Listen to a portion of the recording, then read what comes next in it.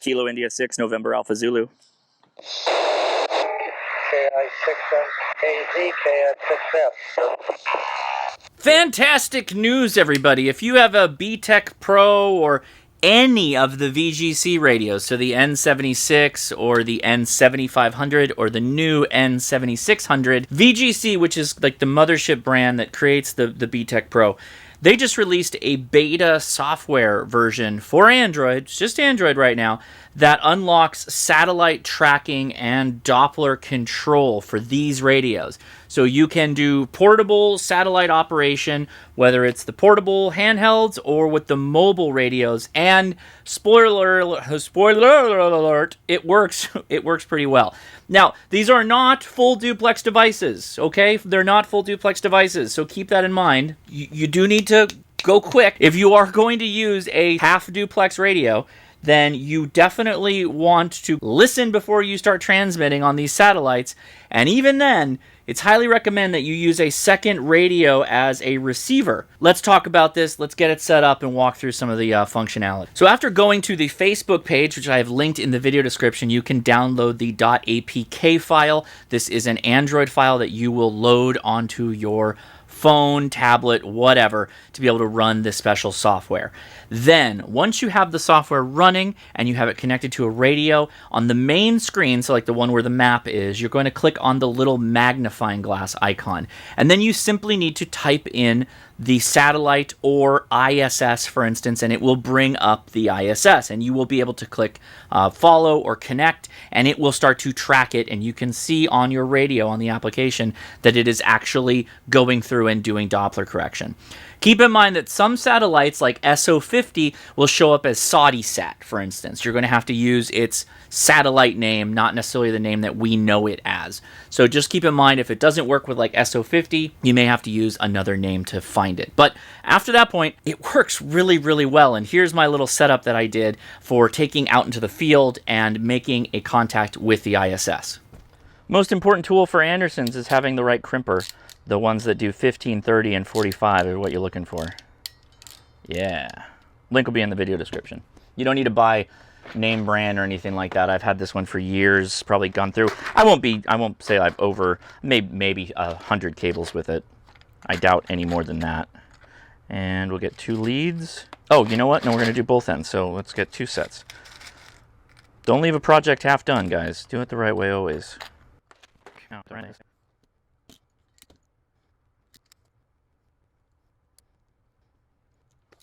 So if all things are done correctly, we come in here. Now, I think the right way to do this is to route the cable underneath. I think that's the right thing to do. Yeah, because there's space, there's slack under there. So let's pull this out. And we'll go in here. Yep. And then he can come on top here. And you want to leave that connector up here because that's the charging connector. So then shove it in. Cable goes in with it. You can push that down a little bit. Then you got your connector here. So you can connect it to the radio.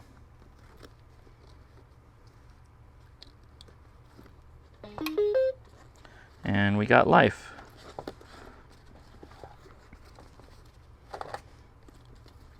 Bingo! We are cooking.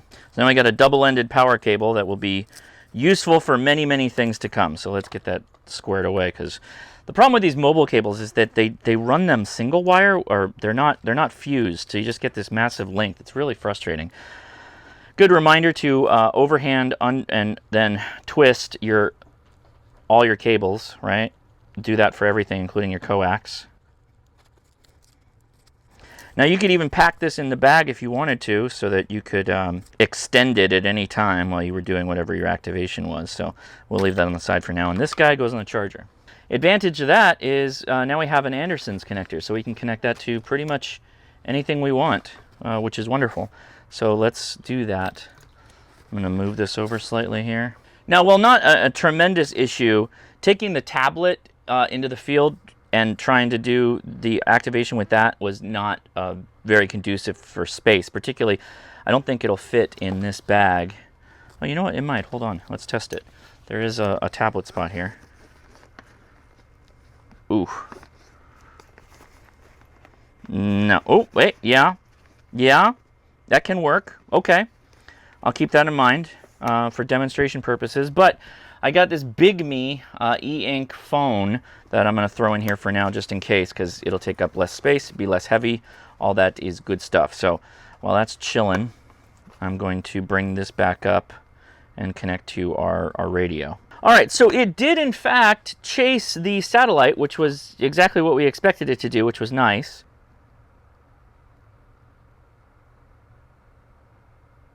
Okay, there we go. So Saudi sat. Okay, now we're going to connect. It changed the frequency, it is tracking, and we're getting the right tone. So that's excellent. Let's give it a quick squawk here. Oh, it should not be in high power. Oh, interesting. Ah, when we connect, it enters into a channel control mode.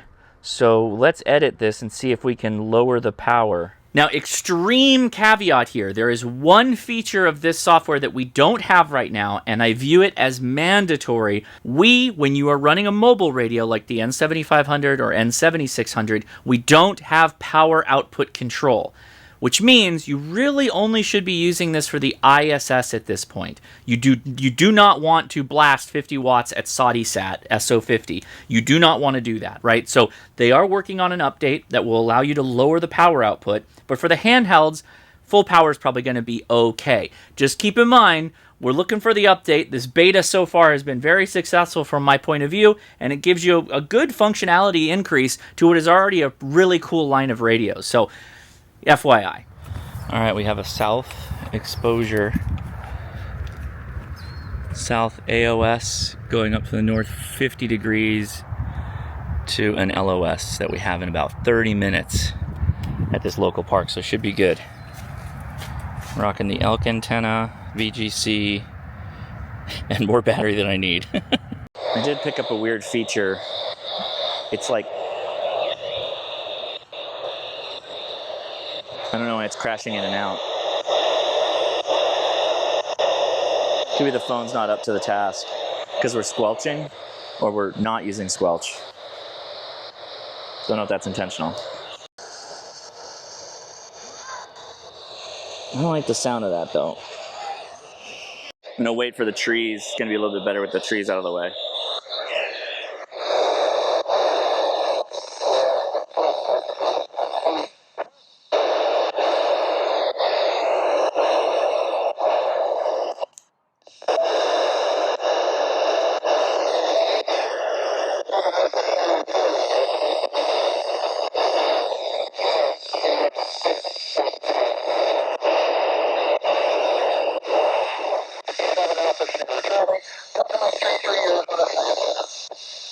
QSL Delta Mike 13 here.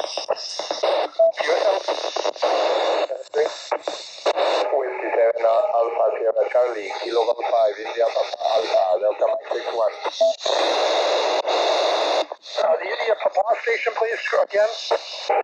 Kilo Golf 5, India Papa Alpha, Kilo Germany, America. Okay, KG5 IPA, Whiskey 7 Alpha Sierra Charlie, Delta Mike 33, QSL. Kilo Delta Mike 61. Kilo India 6 November Alpha Zulu. KI6F, KI6F DM03 DM03. Delta Mike 13.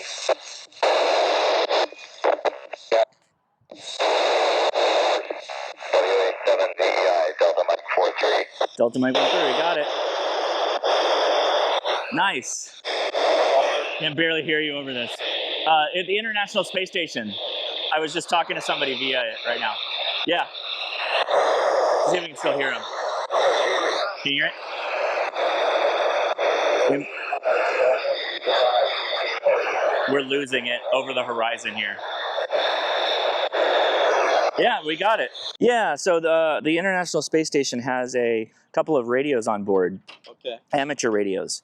Okay. And so we're actually tracking it right now. That's the ISS. So it just passed over. It just passed over us right here.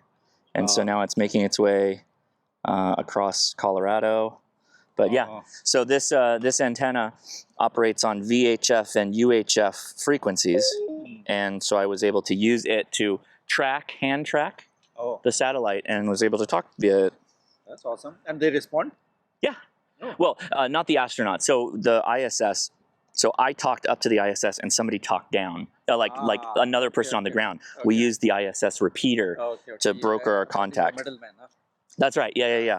It's like a big radio station in space that we can use to talk on. Once you take your radio and try this out, I'd love to hear your thoughts about it in the comments below. If you enjoyed this, give me a thumbs up. If you have not already, please subscribe, and I will talk to you later. 73.